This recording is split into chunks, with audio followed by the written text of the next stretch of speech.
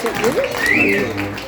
You want to put it over here? All right, we've got two more comedians before your headliner, and I reserve the X-rated comics for last. You want to move over? Please give it up for the Dirty 30, because that's how old he is. Let me think of a cool name to call him. He's the ladies' man extraordinaire. Give it up, damn it.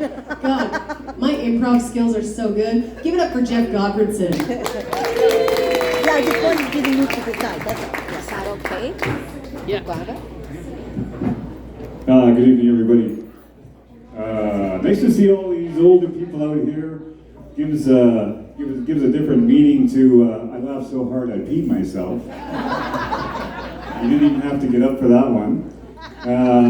You guys know where the dumbest engineers go? They go to work for the Deerfoot, right? The construction on the Deerfoot, right? Like, look at that. I'm not going to swear. It's supposed to be a nice, clean set, no dirty jokes. Yeah, so you know they do a little bit of work here, and they say fuck it, we'll go over.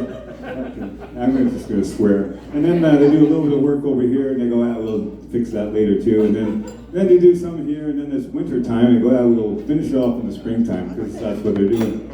You did that anywhere else, you wouldn't have a job, right? You'd be fired, right? For example, say the guy who's making the beer forgets to put the alcohol in the beer, wouldn't have a job, right?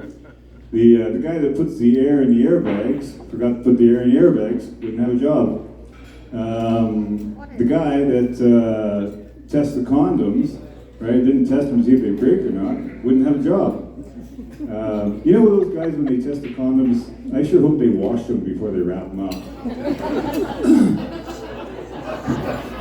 Did you know that the guys that test the condoms, right, have you ever seen it right at the end there, they write their names down there. You guys see that? No? You don't have to roll it back that far?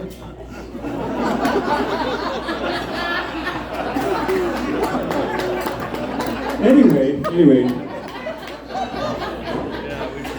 mine said Mark, and now every time I see a Mark, I go, what do you do for a living, Mark? Right? So, I recently did a play at a senior's home. Maybe some of you were there.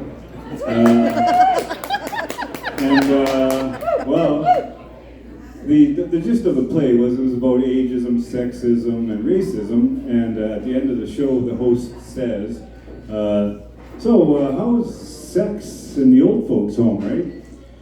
And there's one old lady at the back, she goes, that's fantastic!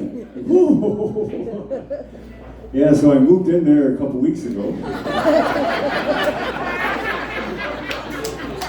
You know what the nice thing about being like a younger senior in a senior's home, it's like being the best hockey player in a hockey team, right? You know what I mean? Like, everybody wants you. You're always on, right? You know? And the ladies there, you know these ladies, right? You know, actually before I say that, you know that the ratio for women to men is 6-to-1, women, right? And these women, you know, they started off, first they were foxes, and then they were cougars, and what do you think they were when they were 69 years old?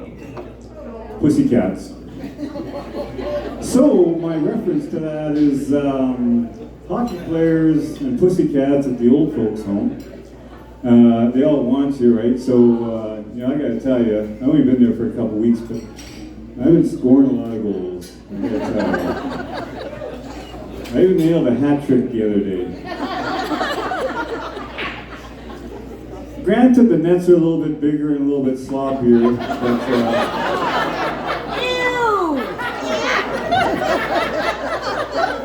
there is nothing better getting towards the end of the game and you're going down there, you wind up and you slap one in the back of the net. And she yells, bingo! Now I think that's what she was screaming. She didn't have her teeth in. Which is really great when she's going down on the power play. However, you know, the other old guys, they see me doing quite well, so they come over, they say, you know, what's your secret, right? And it's like the Viagra, right? And they go, hey, can I get some of that? So I kind of become the local drug dealer at the old folks' home. some of them walk up and they go, yeah, but does it work, right? And you know, you're in the old folks' home and you got a robe on. So I just open up my robe and I go, I gotta tell you, it's a hard business, but business is good. And say, well, you know what the best thing about living in an old folks' home? It's pet friendly, right? So at the end of the night, you get to take a pussycat back to your room. It's pretty awesome. Anyway, that's my time. My name is Jeff. Game over.